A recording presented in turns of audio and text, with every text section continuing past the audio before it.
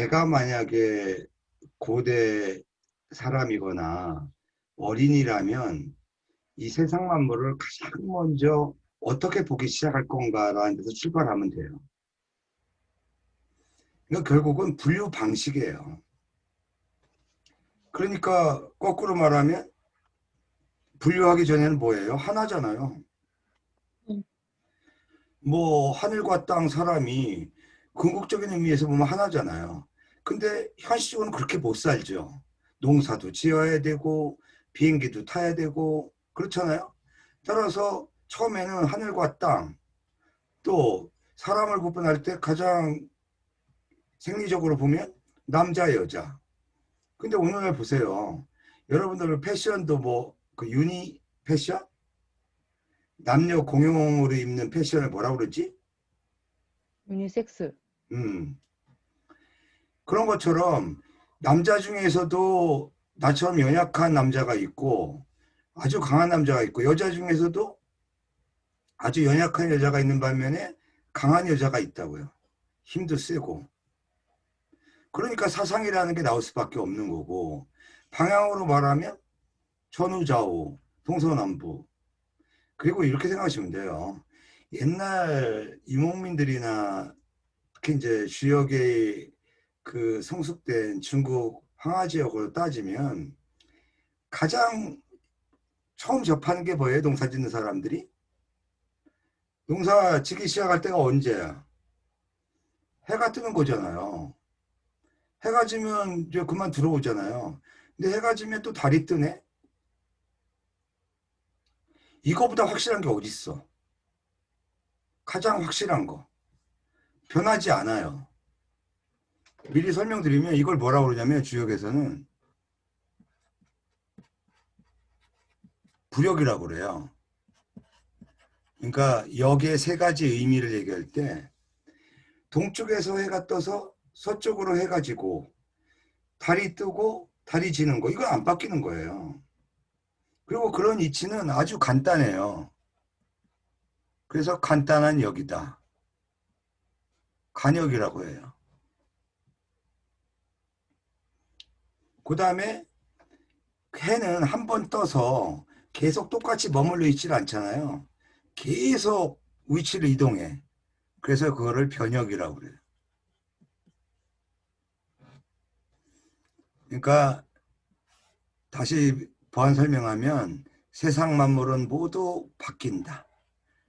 바뀌지만 바뀌는 원리는 바뀌지 않는다. 그리고 그 이치는 아주 간단하다. 그래서 주역이 이거 너무 어려운 거 아니야? 뭐 이런 얘기를 하는데 그거는 물론 깊이 들어가면 상당히 복잡하고 어렵죠. 특히 상수역 같은 경우는. 근데 본래적인 의미가 그렇지는 않다. 그리고 기본적으로 왜 점을 치는가를 여러분이 가만히 고민해 보세요. 그 우리 주자나 퇴계 선생님도 마찬가지지만 점을 치는 가장 큰 목적은요. 수양이었어요.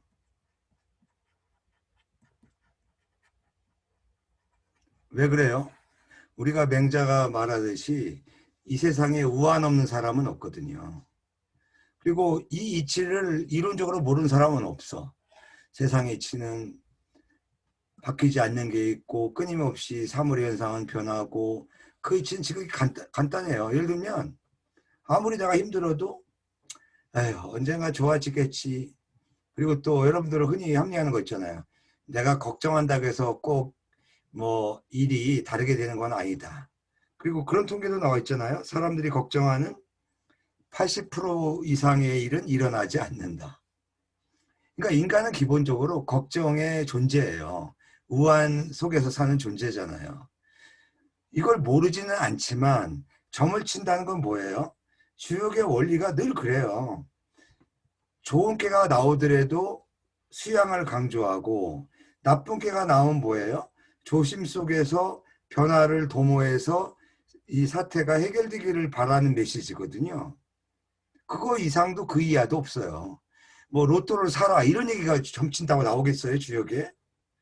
상징적인 의미로만 뭐 길할 것이다 이런 정도가 나오는 건데 일단 이제 길하는 정도나 흉함의 정도도 주역의 용어로 단계가 있어요.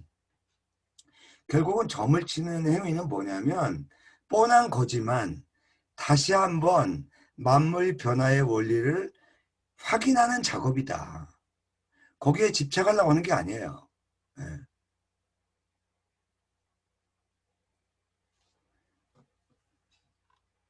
황 선생님 오셨어요?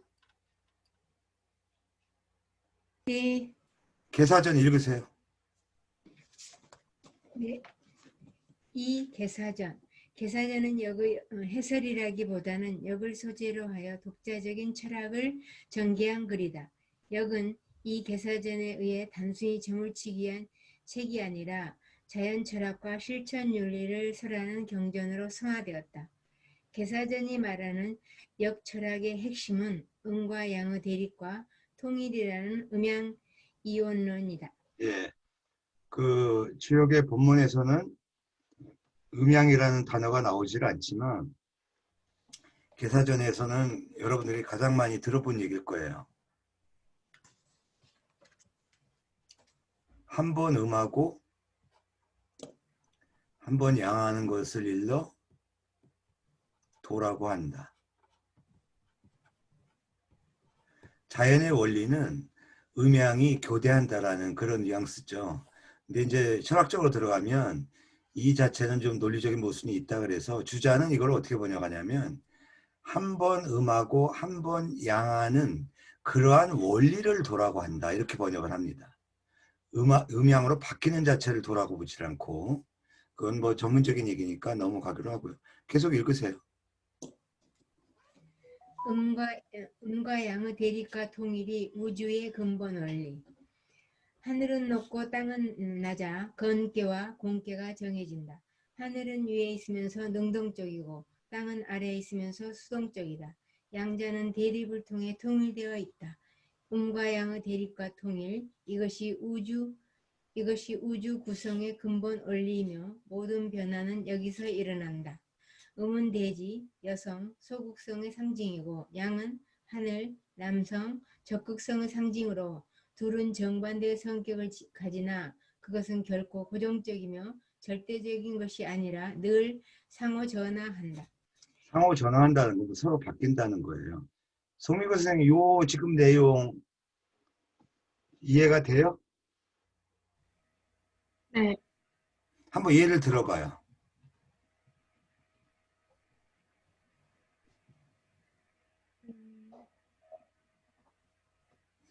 예를 들면 보세요.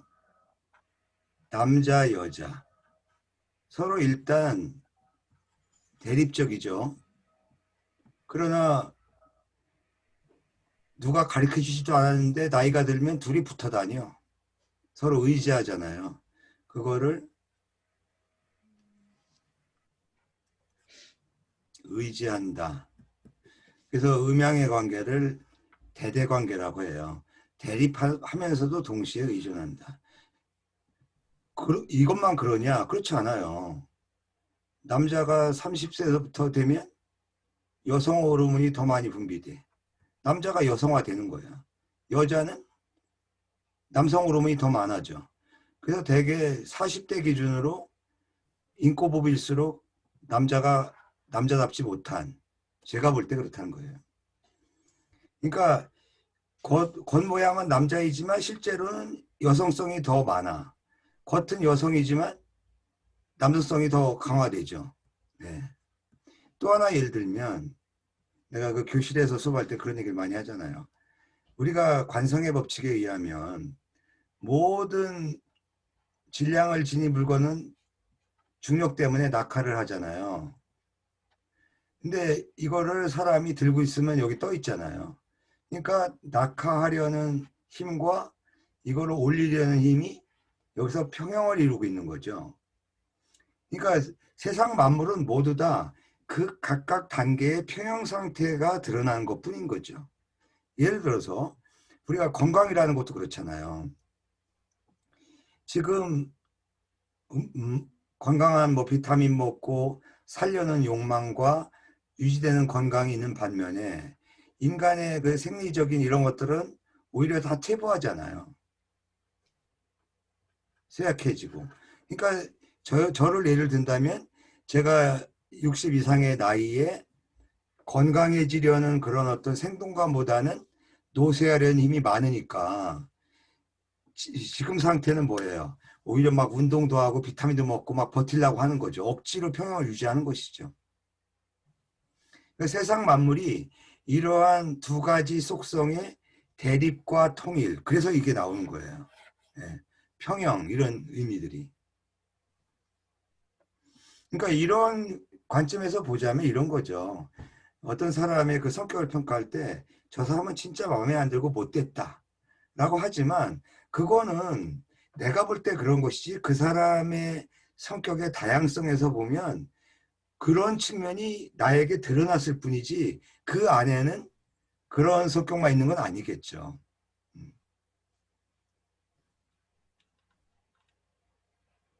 예, 맞아, 읽으세요. 역은 극에 이르면 바뀌고 바뀌면 통하며 통하게 되면 오래간다.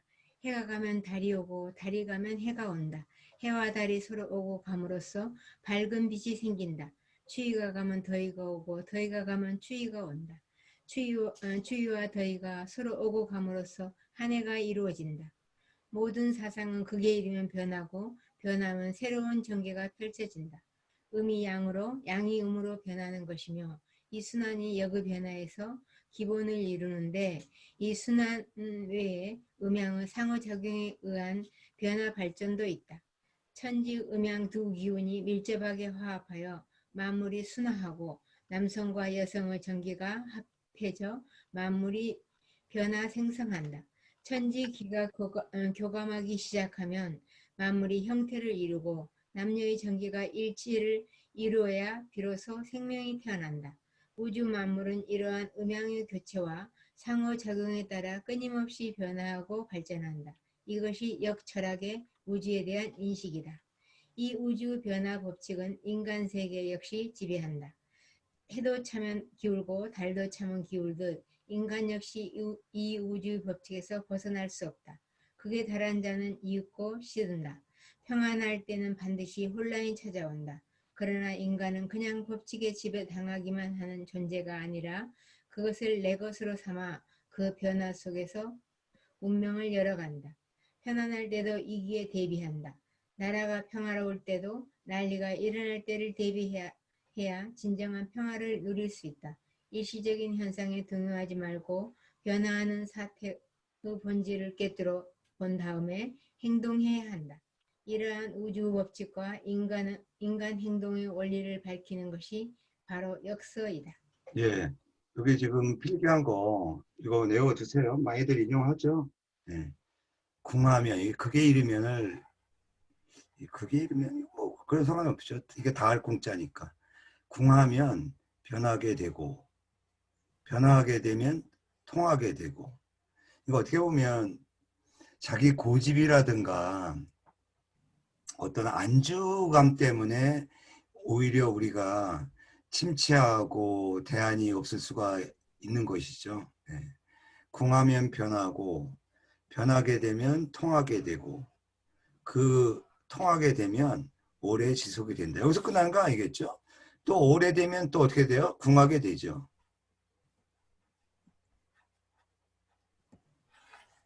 그러면 또 변하게 되고 변하게 되면 일정 시 동안 통하게 되고 그 통함이 어느 정도 지속이 되다가 또 지속이 되는 거죠.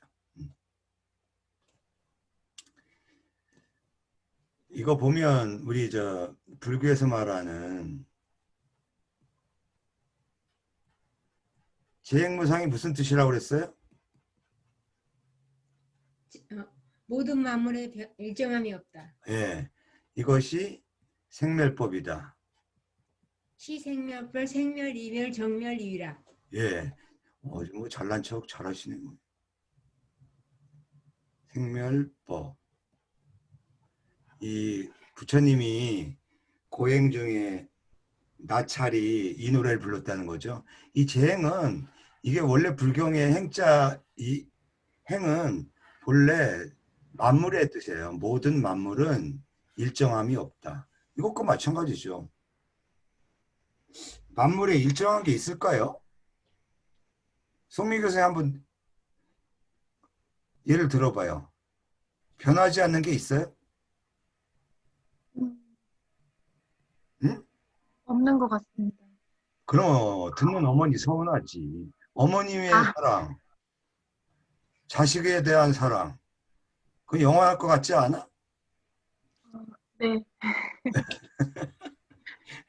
송 있네요. 선생이, 송 선생이 잘못해도 어머니의 사랑은 이어지겠지? 네, 근데 부처님이 이 얘기를 듣고 깨달았다는 거죠. 모든 만물에 일정함이 없는 것이 생하고 없어지는 법이네. 근데 그 다음 얘기를 듣고 싶은데 이 나찰이 노래를 안 불러. 그래서 그 다음 좀 계속 좀 해주세요. 그러니까 나찰이 뭐라고 하냐면 나 지금 배고파. 그러면 제 육신을 드세요. 그래서 진짜 밥으로 나한테 줄래? 그래서 부처님이 육신을 던짐으로써 얻었다는 나머지 그 두 귀절 이거를 반구계라고 하는 거예요. 반구계. 불교에서 유명하죠. 예. 그거를 지금 황 선생님은 예전에 얘기해 준 걸 외우고 있네요.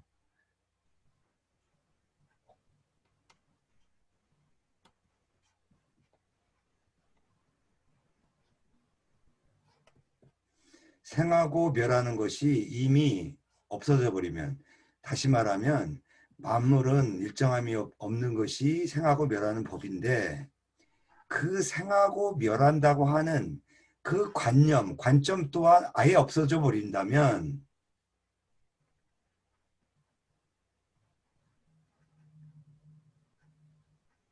이 정멸은 열반하고 같은 거죠. 해탈하고. 정멸이 즐거움이 된다. 이건 이제 불교 논리지만 실제로 이 궁죽변, 변죽통, 통죽구와 상통한다고 할 수가 있고요.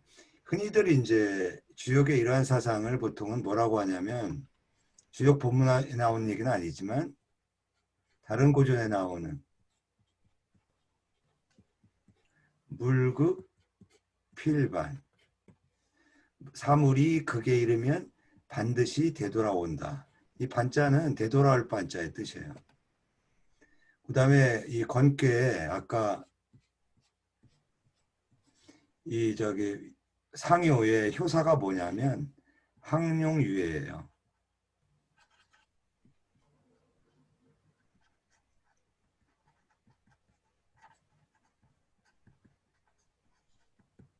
높은 항자거든요. 너무 높은 용이니 후회가 있으리라. 그래서 항룡이란 말이 늘 정상, 극의 이름을 경계하는 말로 많이 쓰이고요. 요거는 뭐 이사가 순자한테 들었다는 용어로는 사자성 하나만 더 알려드릴게요.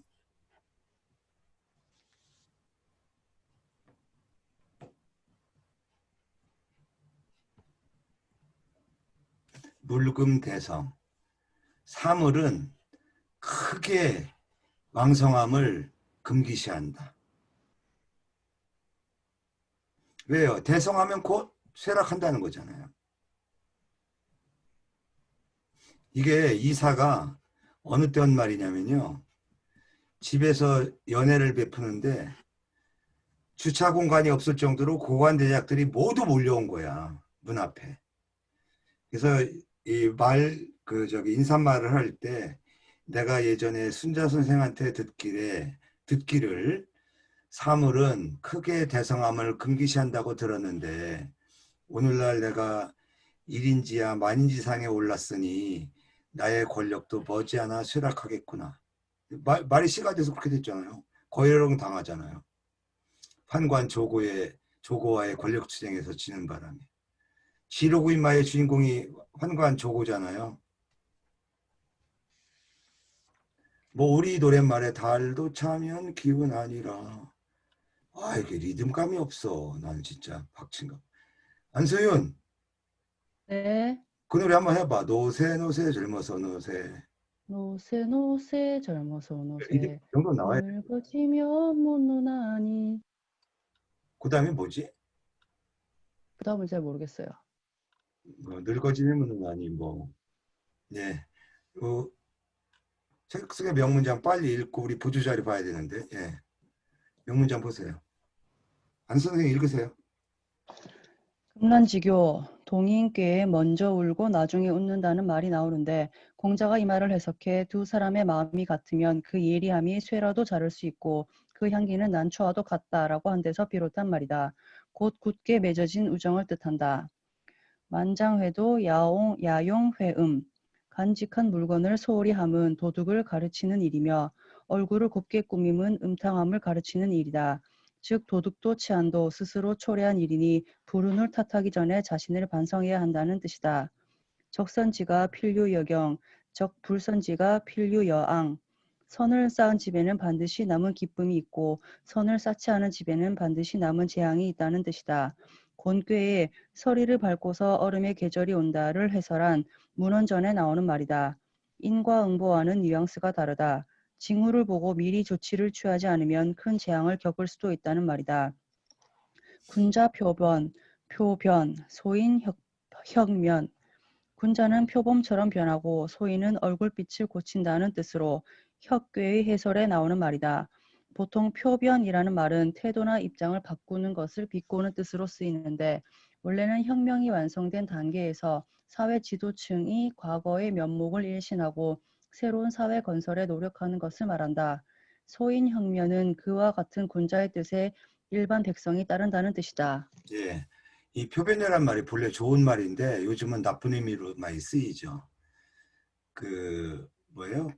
표범의 그 무늬만큼 확 바뀌어버린다는 의미인데 그 다음에 여기 저기 개사전에 나오는 얘기인데 여기서 남은 기쁨이 아니라 이건 이제 자손에게 그 기쁨이 이어진다는 거죠. 경사가. 선을 쌓지 않은 집안에는 반드시 재앙이 있다. 그 자손들에게 나쁜 일이 벌어진다. 이 곤괴의 문헌전에 나오는 얘기인데 서리를 밟으면 굳은 얼음이 다가온다. 그러니까 서리 밟을 때는 안 선생 저기 옷장 정리했나? 네, 언제 했어? 아니 저 계절에 따른 옷장 정리. 네. 난 며칠 전에 반팔을 다 집어넣었더니 어제는 학교 갔다 올 때 좀 덥더라고. 긴팔 입었더니. 나는 이제 서리를 밟아서 곧 얼음이 얼겠구나 해가지고 너무 오버하면 안 돼요. 그다음에 요거는 좀 장제에 나오는 얘기하고 좀 뉘앙스가 다른 거지만 장제는 뭐라고 나와요? 그 금고 열쇠를 채우고 끈으로 묶고 잘 해놓더라도 진짜 도둑은 그 금고를 통째로 메고 가면서 혹시 열쇠가 부실한 거 아니야? 그러면서 걱정하면서 통째로 들고 간다는 거예요. 사람들이 결국은 자기가 조심하고 뭐를 아낀다고 하는 것은 결국은 좀 더 큰 도둑을 위해서 그러는 것이 아니냐. 뭐 저는 주식을 한 주도 안 합니다만은 개미들의 그 후회담 이런 거 보면 진짜 개인이 주식에서 성공하기 어렵고 개인은 결국은 그걸 뭐라 그래요? 저기 연기금이나 이런 그걸 뭐라 그랬지? 개인하고 주식에서 뭐라 그랬더라? 개인하고 구별되는 걸 뭐라 그러더라? 큰 손을 따로 이런 기관. 결국은 개인들이 아무리 열심히 주식을 사 모으고 참여해도 결국은 기관들이 결국은 큰 이익은 다 나눠 먹는 거 아니냐. 그런 얘기가 있는 건데 어쨌든 지역의 분위기는 느꼈을 거라고 생각이 들고요. 저기를 보죠. 자료 다 다운 받으셨나? 응? 네.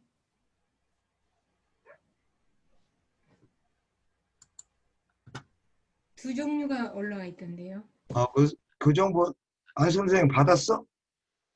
죄송합니다. 못 받았습니다. 아니, 카페에 있습니다. 그건 알겠지. 카페에 있는 거야 뭐. 아침에 올렸어요. 아침에 난 대학 중인 줄 알고 봤더니 주역이더라고. 그래서 아 뜨거워 그러고서 근데 어제 저녁에 중용 받았는데 중용 올리셨더니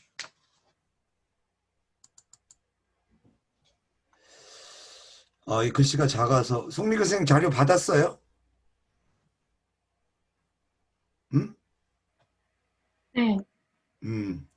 요 주역 없는 사람은 이 화면을 보세요. 카페에 올렸으니까 이따 다운을 받고요. 필요한 것만 번역하고 시간 되는 데까지 하기로 하죠. 주역은 즉 역경, 삼역의 하나이다. 삼역, 여기서 말하는 삼역은 교수님 화면에 안 띄워주시는데요. 저희는 이 아, 서신걸 얘기 잘하셨습니다. 진짜 네. 그렇겠구나. 아니 저는 있는데 교수님 안 띄워주시니까. 예, 보이시죠? 네. 예. 시대별로 하은주 시대에 그러니까 이 주역이라고 하는 말 뜻 때문에 그래요. 주나라 시대의 역이냐라고 할 때는 하대의 역인 연산역, 이 뒤에 다 나옵니다. 한자는 은대의 귀장역, 주나라 시대 때 주역이다 이런 설이 있고요. 또 다른 설은 이 주자가 시대를 왕조를 나타내는 게 아니라 두루 주자의 의미다 해가지고 수십 가지 학설이 있습니다. 그거 다 소개하기는 어렵고 어쨌든 전설에 따르면 주나라 문왕인 희창, 주나라 성씨가 희예요. 예, 문왕의 이름이 창이고 희창이 지은 것으로 내용은 경과전 두 가지 부분으로 이루어져 있다. 아까 이건 다 설명했고요.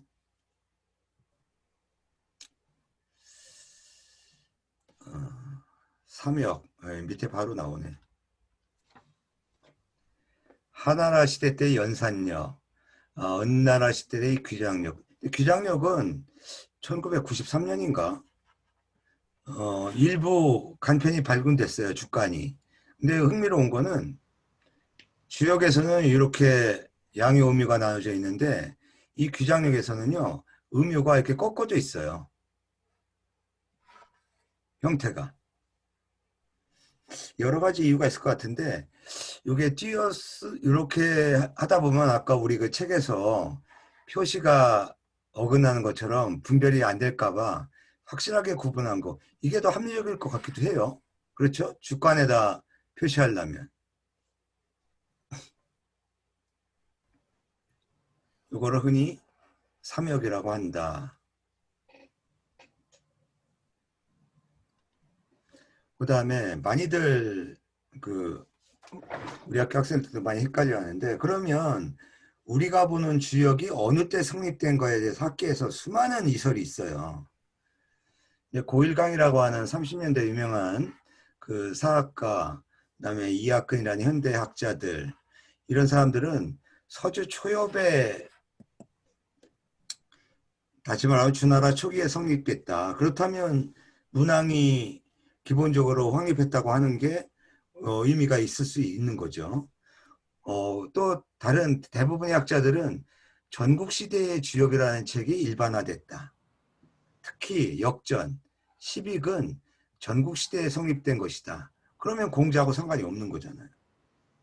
그래서 이런 수많은 논란이 있다. 그래서 우리가 특히 이제 제학자들은 뭐 복의 신농, 뭐 공자, 뭐 이런 얘기들을 많이 하는데 사실은 서주 초기까지 봐주더라도 그 전국 시대까지 늦춰서 보는 학자들도 많다라는 거. 심지어는 한나라 초기에 성립됐다고 주장하는 학자들까지 있어요. 물론 이 시대에 책으로 성립됐다고 하더라도 주요 내용은 그 이전에 있었다는 건 의심하지 않아요.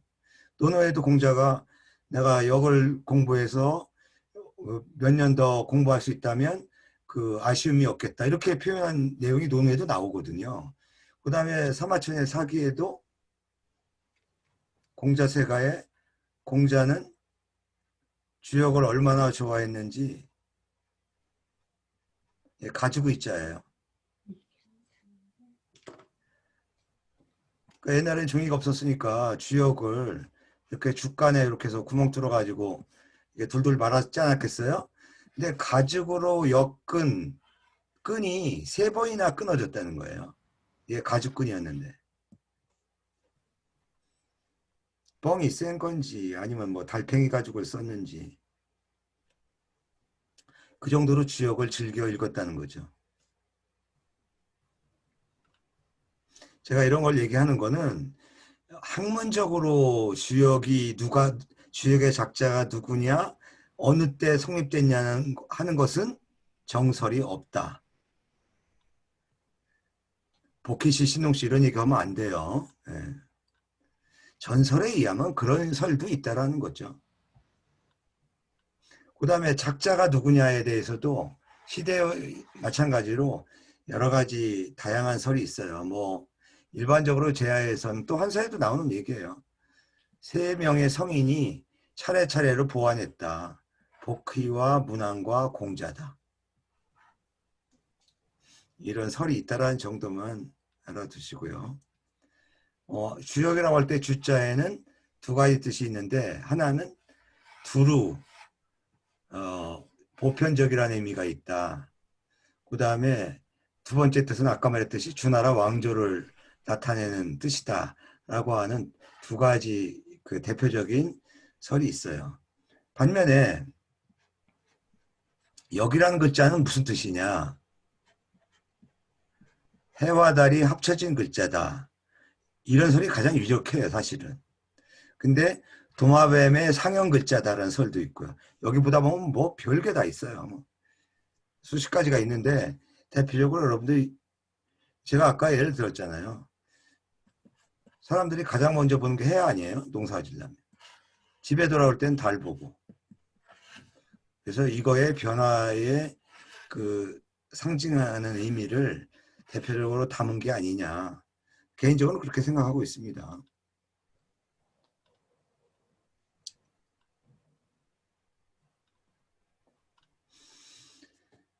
아까도 얘기했지만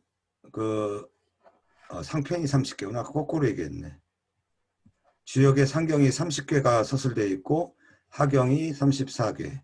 그래서 총 64개가 되어 있다. 매일계가 6회로 되어 있어서 총 384효다. 플러스 건건계에 효사가 2개가 더 있어요. 용고와 용류, 건괴의 용고. 그러니까 효는 384효라고 할 수 있지만 효사, 그 효에 대한 설명은 2개를 더 플러스해서 386개다. 이렇게 알아두면 되겠고요. 그 다음에 이거 빠르게 읽어는지 모르지만 건태리진 송관강곤 건삼년 곤육단 이 뭐야 곤삼절 이렇게 외우시면 되고요. 이렇게 여러 가지 다르게 읽는 방법이 있는데 이거는 무시하고요. 아까 적어준 대로 외워서 활용하시면 되겠습니다. 이 용어는 꼭 알아둬야 돼요.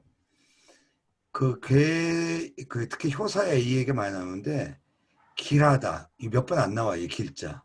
아주 짭니다. 이 주역의 정계에서는. 가장 좋은 거죠. 그 다음에 이롭다. 이롭다는 많이 나와요. 건깨도 나오죠. 근데 주역의 문법은요. 아까 원형 이정도 마찬가지지만 오늘날 말할 때는 정숙함이 이롭다 그러면 이게 뒤로 가야 되잖아요. 주역의 문법은 이로움은 정숙함에 있다. 주역의 가장 또 결단을 내릴 때 나오는 얘기가 뭐냐면 비유적인 말로 이로움은 큰 시내를 건너는 것이다. 근데 거꾸로 이걸 같이 하면은 큰 시내를 건너는 것이 이롭다. 이렇게 번역합니다. 그러니까 길자와 이자가 주역에서는 가장 좋은 점사예요. 그 다음에 인자, 이거는 아주 어렵다. 여는 좀 위험하다. 그 다음에 후회가 있으리라. 건께 아까 항룡유예. 예. 그 다음에 허물이 있다. 재난이 있을 것이다. 흉하다. 가장 안 좋은 거. 이렇게 몇 개야? 이게 7개인가요? 예. 여기 아까 대충 설명한 거 다시 설명할게요. 단전은 괴사에 대한 설명. 그다음에 상전은 효사에 대한 설명. 그런데 이게 효가 이제 6개, 7개잖아요. 6개인데 각각에 대한 잠룡무령이 무슨 뜻이다 이렇게 설명을 하기 전에 전체 효를 개괄하는 내용이 있어요. 그거를 대상전이라고 그래요. 그러고 나서 초효의 효사부터 각각 6개를 설명하거든요. 그러니까 상전에는 대상전, 수상전이 있는데 대상전은 전체 효사를 개괄한 것이고 수상전은 각각을 설명한 것인데 그래서 엄밀한 의미의 상전이라고 할 때는 소상전이 원래 취지에 부합되는 거죠. 아시겠죠? 그럼 대상전의 특징이 뭐냐? 철학적으로는 천인 관계를 가장 활용해서 주역의 점사를 재해석한 겁니다. 그래서 여러분이 알고 있는 사자성어의 대부분이 대상전에 나와요. 예를 들면 이렇게 나와요. 이 권괴의 대상전은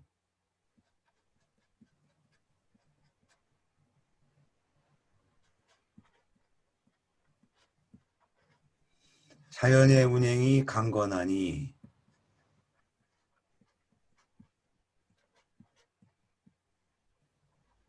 그래서 제도권에서 주역 공부한다고 하면요. 계사전하고 대상전밖에 안 배웁니다.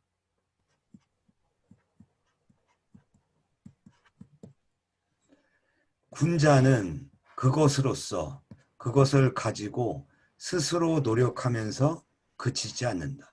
자강불식이라는 이 사자성어가 주역의 권괴 대상전 가장 첫머리에 나오는 얘기예요. 자강불식.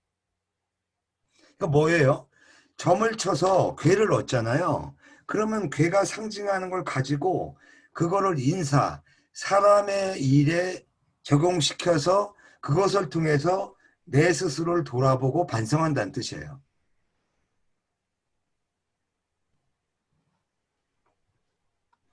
그 다음에 문헌전 아까 주로 이제 공자가 지은 걸로 알려져 있는데 권괴에 대한 그 보완적인 설명에만 달려 있어요. 계사전은 아까 설명했죠. 설괴전 이렇게 해서 10개. 이제 오늘날 그러니까 본래 이제 주역은 괴의 그림, 괴사, 효사만 있었는데 시빅이나 역전은 나중에 각각 뒤에 붙어 있어요. 원래 책은 그래요. 근데 오늘날 공부하기 편하게 위해서 해당되는 조목을 다 괴사 밑으로 효사 밑으로 다 옮겨놨죠. 예, 근데 본래의 주역책이 그렇다고 착각하시면 안 된다. 그러니까 단전, 상전, 문헌전은 다 해당되는 괴 밑으로 옮겨놨고 나머지 그 12개 해당되는 거는 뒤에 덧붙여져 있어요. 참고하시면 되겠고 오늘 들은 것 중에 혹시 더 알고 싶은 거라든가 잘 이해가 안 되는 부분이 있으면 질문하세요.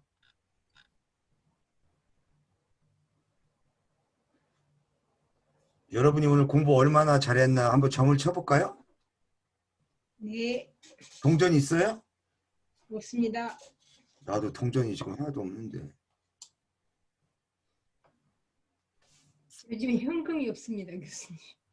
진짜 그러네. 저 같은 경우도 죄송합니다. 카드조차도 핸드폰에다가 찍어 갖고 다니니까 진짜 돈이 없네요. 아, 참. 몇 푼 보내드릴까요? 아니요. 주역 너무 어렵다고 생각하지 마세요. 이 선입관 때문에 그렇지. 제가 늘 그러잖아요. 도를 어떻게 알아? 그 어려운 거를.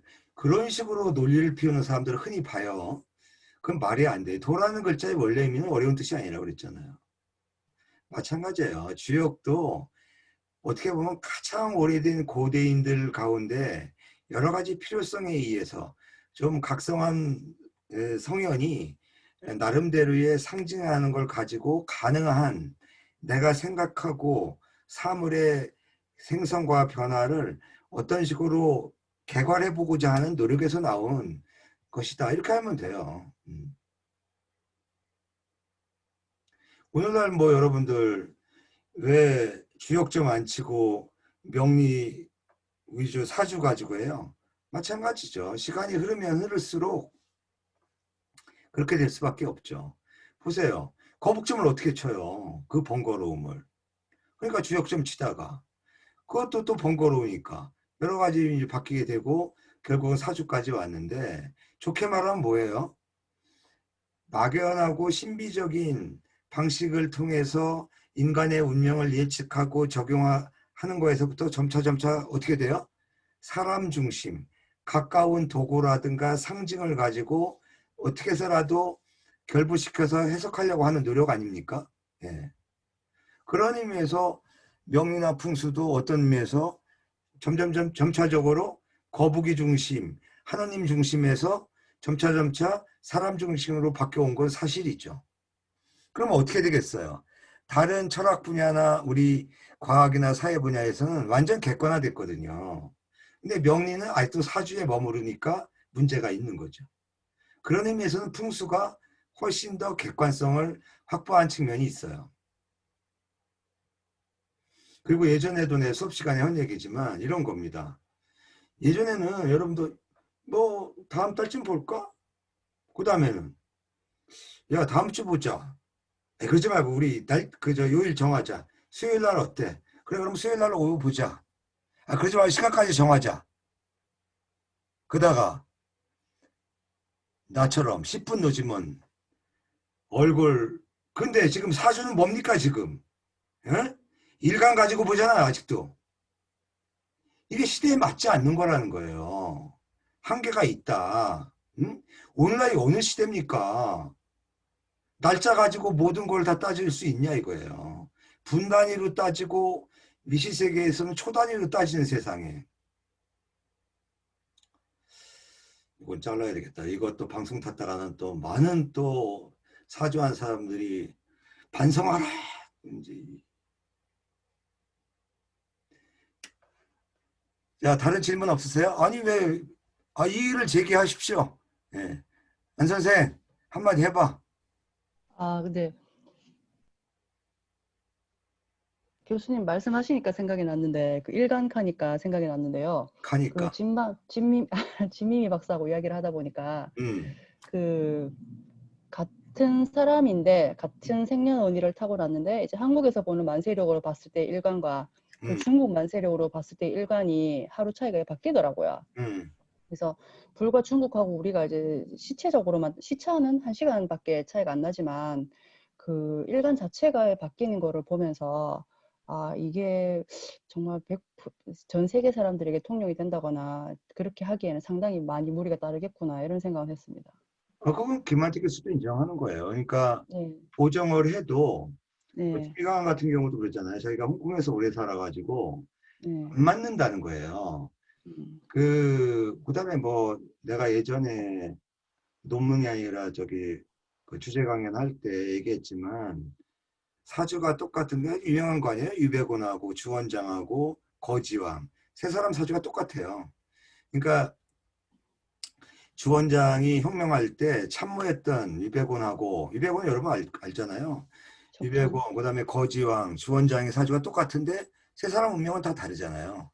뭐 쌍둥이 똑같다 이런 걸 떠나서 나는 명리를 무시하는 게 아니라 그 시대적인 조건에 있어서는 유력한 그러니까 만세력보다도 이제 황하지역 위주로 볼 때는 사계절의 변화가 뚜렷하고 따라서 사주의 기본은 시간 변화 아니에요 사실은. 그러니까 네. 뭐 등령이니 뭐 그런 시간의 변화를 엄밀하게 따진다면 그건 당연한 거고 또 하나 우리가 이제 오늘날 고려할 거는 뭐냐면 홍콩이나 대만 같은 데서는 벌써 일간이 아니라 시간 위주로 보는 명리도 있어요. 실제로. 그 책으로 나온 것도 있고. 근데 그것도 뭐 한계가 있을 수밖에 없는 거겠지만 오늘날 여러분들 기후변화를 통해서 알잖아요. 그렇죠? 예. 옛날하고 어장의 위치도 바뀌고요. 우리나라 기후도 지금 바뀌고 있어요. 그러면 시간의 변화와 기후의 변화에 가장 민감한 명리학자들, 왜 오늘날 기후변화에 대응하는 이론 개발이라든가 보정 노력을 안 하냐 이거야. 나는 그 지금 명리를 부수자는 얘기가 아니라 이 풍수처럼 객관화시켜서 뭐 인테리어라든가 어떤 자연환경과의 생태학적인 관점에서의 풍수로 재해석하잖아요. 그러니까 중국은 뭐 몇 년 전에 그 명리학 박사 논문이 처음으로 나오긴 했지만 대륙이요. 대만에서는 많지만 풍수 논문이 대륙에서 꾸준히 나오는 건 뭐냐면 인테리어하고 그 뭐예요. 그 생태학적인 관점에서는 풍수는 이미 과학화에 성공했거든요.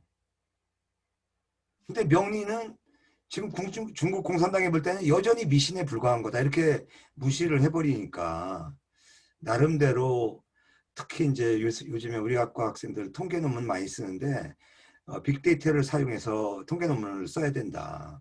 나 의미 있다고 생각해요. 빅데이터를 써서 뭐 해서 의미 있는 결론이 나오고 또 여러분들한테 공통적으로 해주고 싶은 얘기가 이거예요. 우리가 통계 논문을 쓰든 내가 어떤 관심 있는 주제를 잡아 쓰더라도 그 어떤 학자나 어떤 이론이 반드시 오늘날의 의미가 있다라는 측면만 부각시킬 필요는 없어요.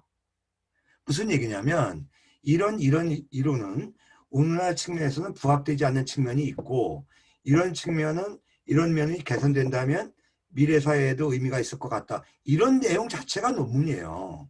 근데 본래 내가 논을 가지고 논문 쓴다면 논문에 나오는 모든 기절이 막 성현의 말씀이고 오늘날에도 의미가 있다. 이렇게 쓰려고 하는 착각을 하는 경우가 많이 있다. 특히 그 오행대에 나오는 거 내가 요새 어제 학교 가서 자료를 뭐 몇십 가지를 내가 다운로드 하고 안 선생님 이제 불안해할 것 같은데 빨리 이 교재 끝나고 본격적으로 들어가야 될 것 같아요.